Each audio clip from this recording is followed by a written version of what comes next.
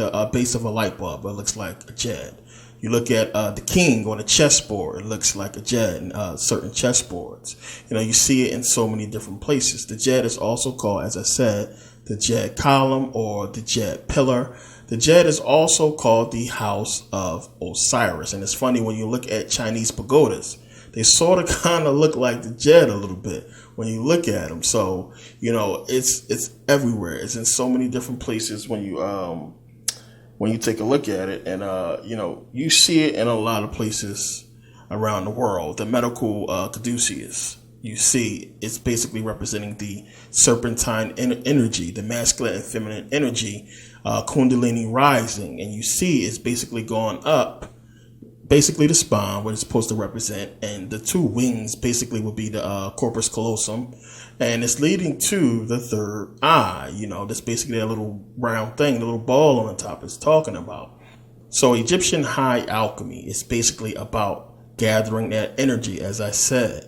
Gathering that energy so that just like the medical caduceus, you have the serpentine energy, you have the masculine, feminine energy, you have the higher brain, lower brain. The energies going up the spine or going up the Jed in order to reach basically the third eye. So you have the Jedi. This is where they get it from. This is what it's talking about, becoming a Jedi. Yoda was green like Osiris. He looked like a reptilian, didn't he? This is what it's talking about. This is what all this stuff is alluding to when you understand how to put it together. And when you start looking at movies and understand how to break down the esoteric meaning, the whole metaphysics of it. It's talking about the Jedi, and it's what the Jedi is talking about. They're talking about the Jed, spine, Osiris. They're talking about Kundalini rising, the energy. They're talking about Egyptian high alchemy, the gathering of this energy in order to rise in enlightenment, to gain control of consciousness and awareness. Awareness is a major thing. Let me explain something to you, because a lot of people don't think like me. A lot of people don't think like this, I should say. But you have to think about how much your brain processes a day. Now, it is said that the brain processes about 70,000 thoughts per day. 70,000. That's a lot. If you had conscious control over 70,000 thoughts, you would never move. You would sit still, because there is no way it will be time for energy to be sent, to the body to produce movement. You're too busy being stuck every millisecond on a thought. So, this tells you, this is how powerful the subconscious mind is.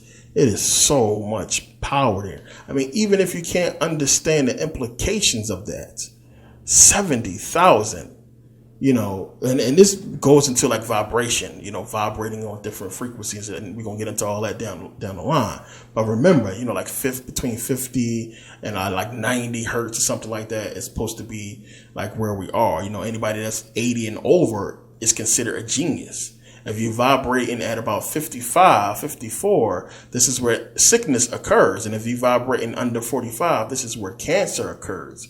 So this is what it's talking about. So you talking about being at a state of being, a state of consciousness, a state of energy that, allows you to surpass normal man and become something different, something great. And this is what they're trying to keep you from.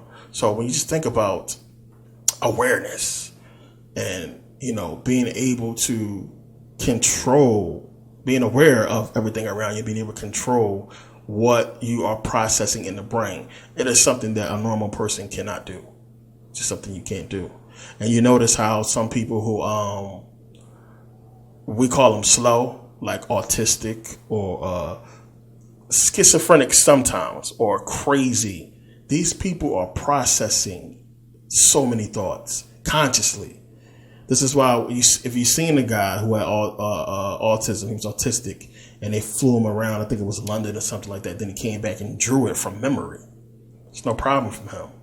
And it's no problem for him. And you'll see this a lot with a lot of autistic people. They are geniuses, math geniuses, stuff like that. They're able to calculate a lot of things consciously. Their brain can calculate so much really fast. It's real easy for them. Take an IQ test. They'll let you know where you at. Then go meditate for a couple months and take that IQ test again and see how much smarter you became. I'm telling you, it's no joke. It's no joke. That's why I get into all this. You gotta, take it into your consciousness and accept this information as fact and truth and understand more. As I tell you, don't listen to me. Don't accept none of this stuff. You don't have to. You can go do the research on your own. I try to spare you, that time and everything like that. So really look into it. But this is what it's all alluding to. And somebody got on me about wearing the Star Wars shirt. I think in one of my videos, I think I wore a Sith shirt or something like that. People don't understand. And if you didn't get it yet, Satan, Baphomet, the Sith, Jedi, what have you, all these things that is witchcraft, voodoo or what have you, all these things that is considered evil are evil to keep us from them. These are the real powers. As I said, nothing that they are doing is illegal. And I hate to say it, it's not. We are accepting this stuff. If I walk up to you and say, hey, can I punch you in the face? If you say, yeah, you got punched. If you say no, okay, that's it. This is what we're doing. We're saying yes to every punch in the face that we get from the system. We're accepting the poison. We're taking it in. Remember that video with Lady Gaga and Beyonce? Remember when she puts poison in Tyrese coffee and he drinks it, and Lady Gaga, they poison the honey, and she says, I knew you'd take all my honey. He basically puts the honey all over the food. He eats the food and he dies, and everybody else eats the food and the honey or whatever, and they die in the video. It's symbolic of what we are taking. We are taking in all this poison, the poison that they are dishing out, and it's killing us. It's destroying us. Really symbolic video that a lot of people didn't pick up on, but it was creepy and weird to me, especially when she says, I knew you'd take all my honey. And I understand the narrative of the video, but still, when you look at it as it being symbolic of what's going on in real life, it's really creepy. So now, as I was talking about before, how the pharaohs had control of the reptilian brain, control of the limbic system, the higher brain. And the reason why they were separated from the other mummies was because they had to be studied separately for whatever reason, to probably understand what was different about them, or probably to ascertain that kind of information. Did they really have control of the brain? And it kind of sort of makes you wonder about the Egyptian mummification process, why they would pull the brain out through the nostrils. A lot of people talked about, it's about, them possibly coming back to that body or what have you. Come on. Anybody?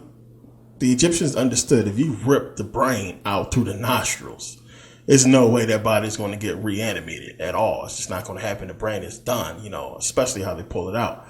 No. So it wasn't really about so much coming back to the body. It's other reasons for that, which we'll get in down the line when we start getting into mental nature. I'll get into what that's really about. But back to this whole thing.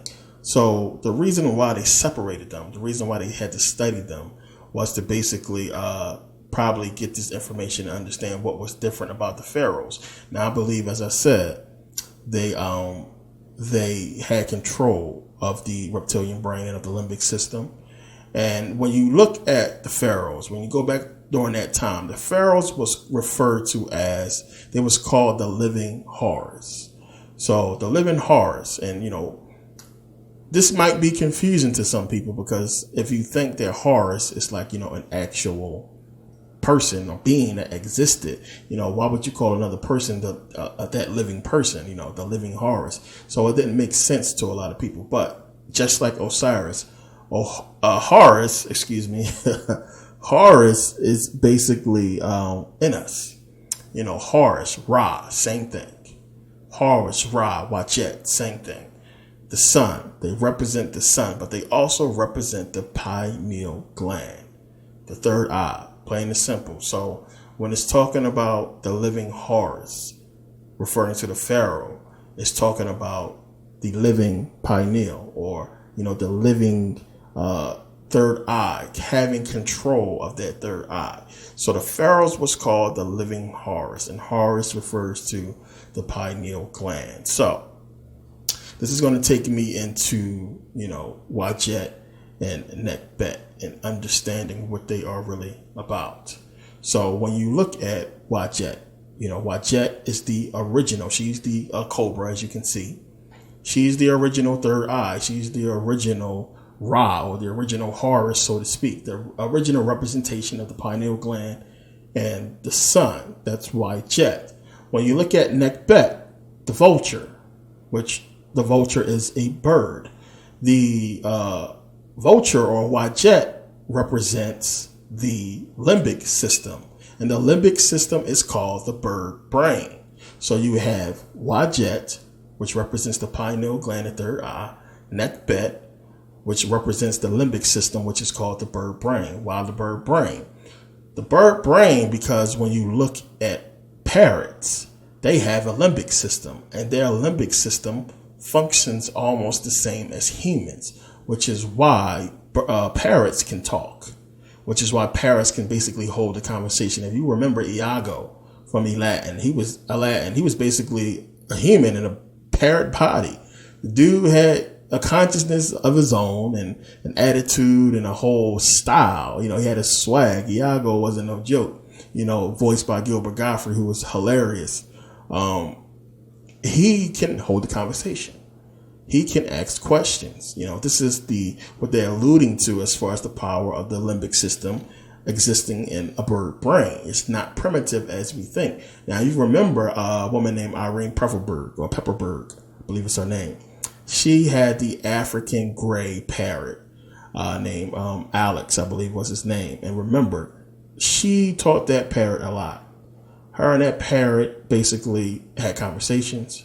The parrot asked questions, and they did a lot of things together. And she basically proved that, it's possible for parrots. And they believed that one time this was possible. Parrots would hold conversations, with people. They was able to do such a thing. And she basically went into that whole thing and basically proved it. And, it was a big deal, but this is what it's alluding to when it's talking about the limbic system being the bird brain, and, the limbic system, which controls your ability to comprehend and to learn and everything like that. This is why the parrots are able to do, such a thing, and learn and talk and understand and comprehend and, just be, as like us on a small level, because their brains are small, but it just, again, goes to show you the power of the limbic system. So it is very possible that Wadjet and Nekbet, as Egyptologists will tell you, it is very possible that they represent the rulership of Upper and Lower Egypt. But I think from my research that Wadjet and Nekbet represents the rulership or the control of the upper and lower brain, the higher and lower brain. When you have the higher brain being Wadjet, the serpent, which is higher. This confuses you. So it's like, well, wait a minute. You have Nekbet, which they say represents Upper Egypt, but Nekbet is lower on the Uraeus. And you look at Wadjet, which is higher on the Uraeus, and she's supposed to represent Lower Egypt. But the reason for that is because when you flip it, you see that Wadjet is also representing the reptilian energy, not just the pineal gland that's higher, but the reptilian energy that's lower. Two things. As I said, you find some things that can represent two separate things, and I'm gonna prove this to you in a second. And then you have Nekbet, representing the limbic system, which would be considered higher, but she's lower on the Uraeus for a reason. And when you have the serpent representing basically higher and lower energy, the reptilian brain as well as the pineal gland coming together, and its power. Now, I have my big tut up here for a reason so that I can show you this. So now we have Wadjet, Nekbet, right? Wadjet, again, representing the third eye, the power of the third eye, along with the control of the reptilian brain. And you'll see this a lot, and this is what I believe that the pharaohs had control over. Either it was about gaining this power, or that they had this power, which I think they did. And being able to wear this headdress symbolized that you did have this power, because we see it with some of the women rulers as well, but not with everybody in Kemet. So, you know, it's another thing that I'm going to get into in another video about the headdresses. We're going to get into that and what they mean, because they allude to things that has to do with nature and reality, which is what this stuff really is all about. We're going to get into that though. A lot of the headdresses is telling you stuff. You got to pay attention to the design and the way it's shaped, and you'll kind of sort of be able to pick it up as you learn what these headdresses really mean and why they wore them. But watch it again. Masculine, feminine energy, Kundalini rising, control of the reptilian brain, control of the third eye, and we see it here. Then you have Nekbet, symbolizing the limbic system, the bird brain, which is why it's a vulture, the bird. Now, when you pay attention to this, if you've seen this before, if any of you have this in your house, then you're going to understand what I'm about to show you. Here you have, watch it, the serpentine energy. You see the headdress looking like a cobra, and when you turn it around, it's leading to what? It's leading to the Djed. And here you have the Djed right here. Look at where it's located on the back, symbolizing the spine, Osiris. So this is what it's about. You have the power, Wadjet Nekbet, control of the brain, leading or creating the energies that's going to go down the spine and give you the power to rule, give you the power to do what you need to do in reality. There it is, right there. The Djed, Osiris. So when you start to put all this stuff together, it makes a lot of sense. So again, the Egyptian gods, they are in us. They are aspects of nature and reality that exists. They exist within us as well. This is what you really got to understand. You know, luckily, you know, the Egyptians left this stuff behind, and that, you know, a lot of the people who found it wasn't smart enough to comprehend, you know, what it's talking about, so-called Egyptologists. But this information is out there. You know, as I said, the Egyptians didn't reach their goal. They left it to us to fulfill what they was trying to fulfill. We are so lost right now. So, you know, messed up, excuse me, so to speak. And they have us in a bad spot. They understand the destiny we are supposed to fulfill, and they don't want us to fulfill it for many reasons. And this is the information that we have. This is what everything's alluding to and pointing to. If it was just something in the Egyptian culture that was pointing to all this and not in other people's culture, I think a lot of people wouldn't look at it, you know, so hard, so much. But when you find it down in Mesopotamia, the whole Assyrian and Babylonian, which I'll get into that in the next DVD, on Saturn, same thing down in Mexico, you know, the Mayans, the Olmecs, or what have you.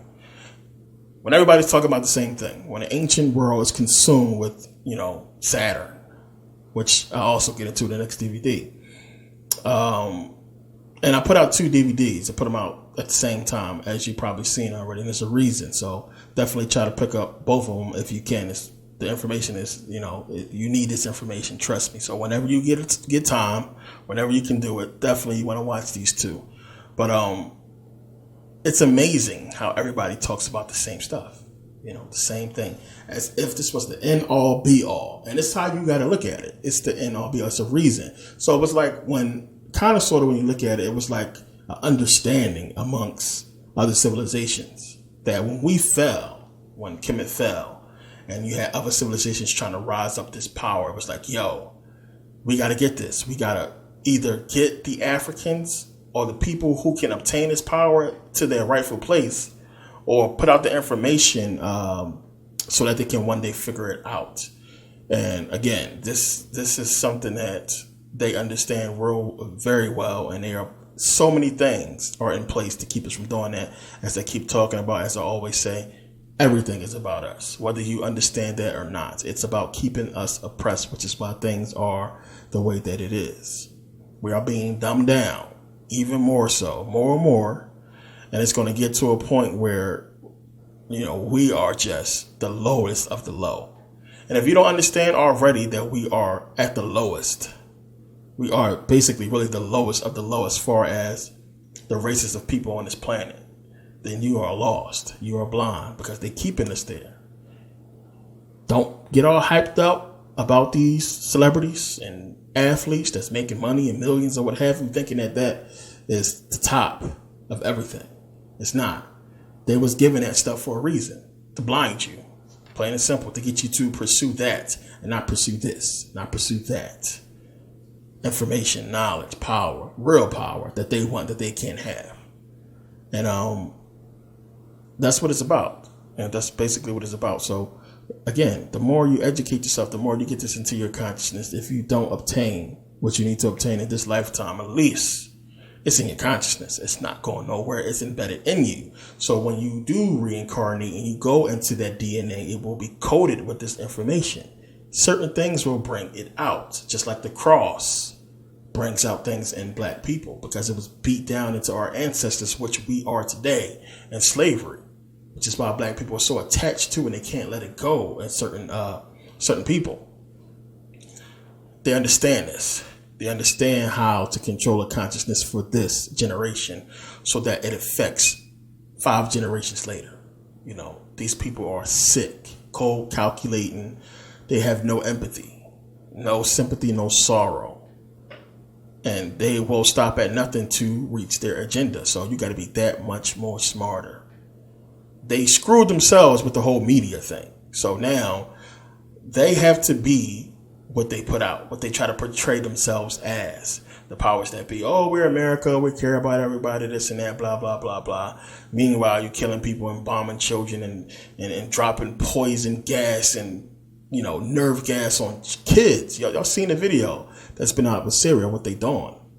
Again, when I say about, you know, unity, try to tell black people, understand, they don't have to put boots on the ground. They got weapons like that. If you haven't seen that video, don't watch it. Don't put that in your consciousness, but look at the pictures. But if you're strong, if you meditate like you're supposed to, you watch it. It's crazy. This is the power that they got. This is the kind of weaponry that they got. And you got these hype, you know, people out there saying, oh, we could just go out there and, you know, race war, black versus white. Please. We ain't got weapons like that. I don't think none of y'all want to get exposed to that kind of gas. I don't think you do. Especially after you watch that video. You got to understand, again, so keep saying, chess, not checkers. Knowledge first. We might not do it this lifetime. Maybe not next lifetime. But if you get this information into your consciousness eventually, you know, we will. And I promise you that. I guarantee that. You know, their oppression cannot last forever. Nothing lasts forever in this material world. That's what they're trying to fix. These people have the power to do some amazing stuff. And I'm pretty sure that they, at the top block of this whole thing, is privy to this kind of, you know, technology and power so that they can sustain their lives for a long time. If you've seen the X-Men movie, the one with Apocalypse, the last one that came out, you know, where Apocalypse was changing consciousness, taking his consciousness out of his body and putting it to other bodies. I mean, and they basically hinted on that in a lot of movies that they have this kind of capability. This is what they have been doing. You know, as I said, either you have beings that can live for thousands of years or beings that understand how to transfer their consciousness into different bodies. And they're preparing for something. All this organ harvesting or what have you, who knows? It's for a reason. So understand, you know, what's going on, what's taking place. Get this stuff in you so you can develop in consciousness. You can develop in enlightenment. And you can have these things in your consciousness, in your meditative state that you can dwell on and concentrate and focus on. So, symbols in Egyptian mythology or in the ancient Egyptian world have significant meaning. A lot of them, you got to understand their place, what they really mean. And before, I'm going to be an old man teaching as long as I can, you know, sustain this life. I'm going to be putting out information because it's a lot. It's so much. And the more you find out where things belong, their place from the ancient world, you know, as far as it pertains to us, you know, spiritually, physically, mentally, what have you, you know, the better off, you know, the further you'll grow in consciousness because you're not going to find it in nothing that we put out as a civilization. Anything that's going to help you really grow and consciousness, whatever. Yoga is not new. The Egyptians was doing yoga, so excuse me. Yoga is important. Yoga is important. Something that you want to get into as far as meditation as well. But you see these symbols, and a lot of people don't really understand what they mean. Egyptians have tons of symbols, but the Djed column or the Djed is very important. You're going to see it a lot now. It's going to be popping out to you everywhere when you start looking at Egyptian stuff. So another very powerful symbol is you'll see the Djed between the Ankh and the Waz staff. The Waz staff will be on top. So it's a very powerful symbol. It basically symbolizes control of power, energy, spirituality, control of basically everything I was talking about. So we know the Ankh is the Ankh of life. It means life. You usually see the scarab beetle inside the Ankh, sometimes symbolizing rebirth. This symbol, and I have another example of it here. A lot of you probably have one of these as well. You can't see it that good, but I'll take a picture.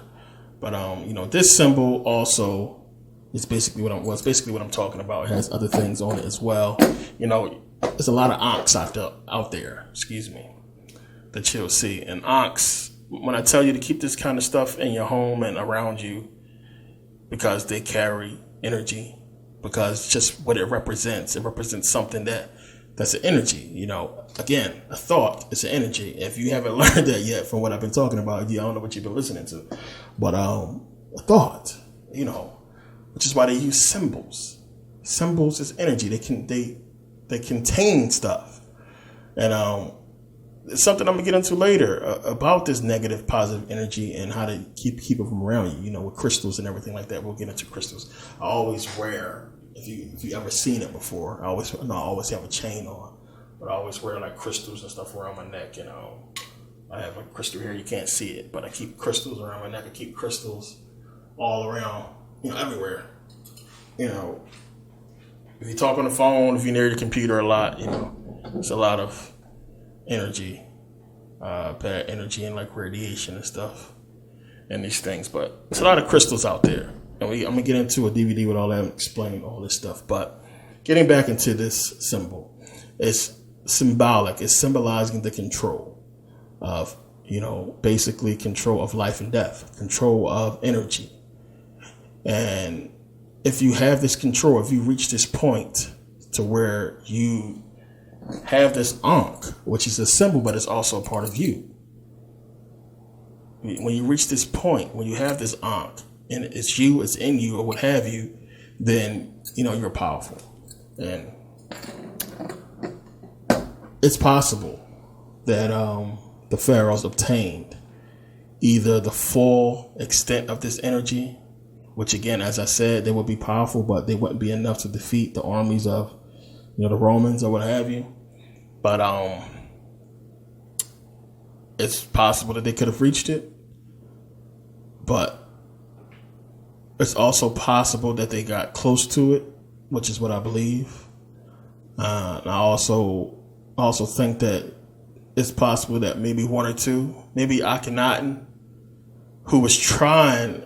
I'll probably do a whole DVD on Akhenaten because I think a lot of people got him confused and what he was trying to do with monotheism, and a lot of his stuff was destroyed. And I wish they didn't do that because, I could prove my point a lot more. But Akhenaten was basically trying to tell you the same thing I'm telling you, the oneness, one God, not condemning all the other gods.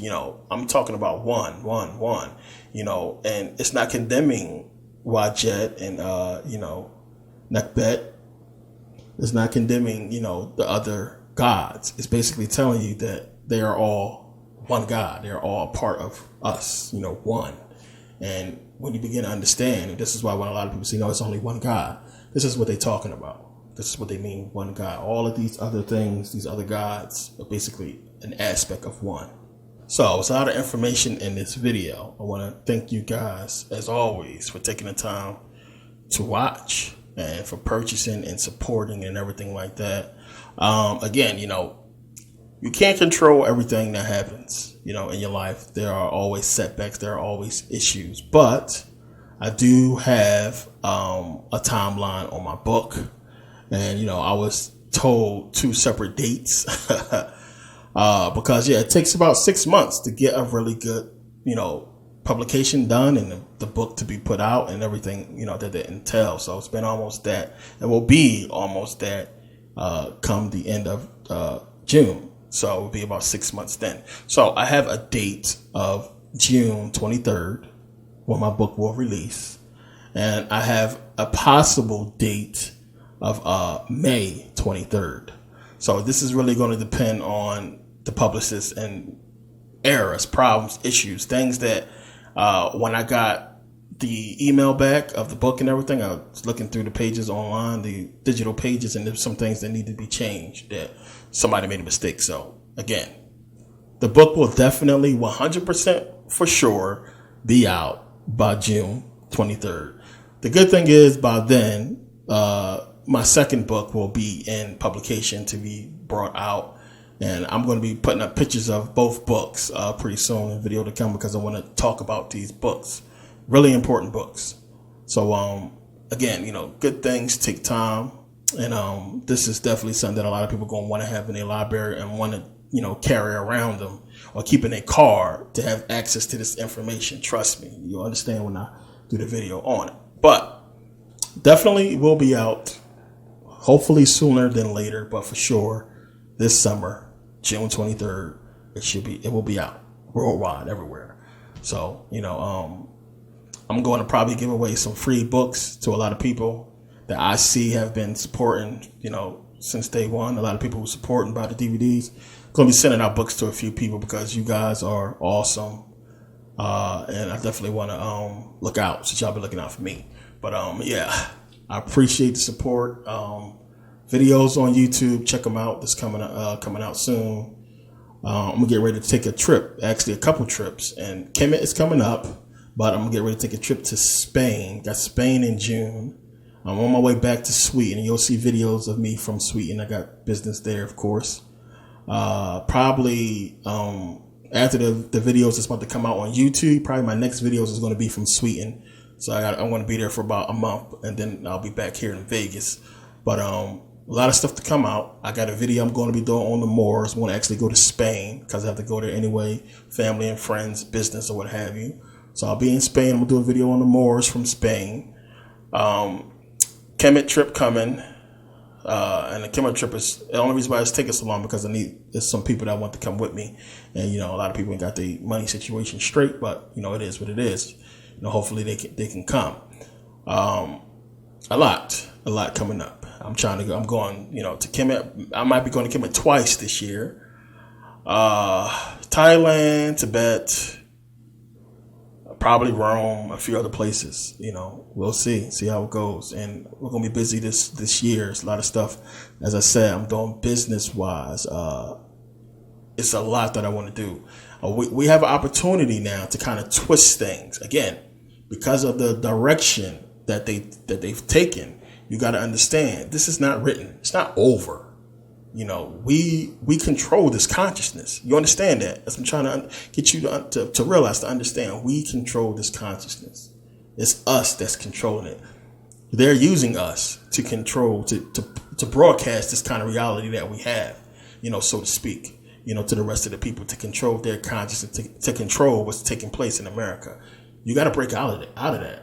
And now, because of the direction that they chose as far as what they're doing with this whole racial tension and everything like that, the media and everything like that, we have an opportunity to jump in. We have the opportunity to use their devices against them.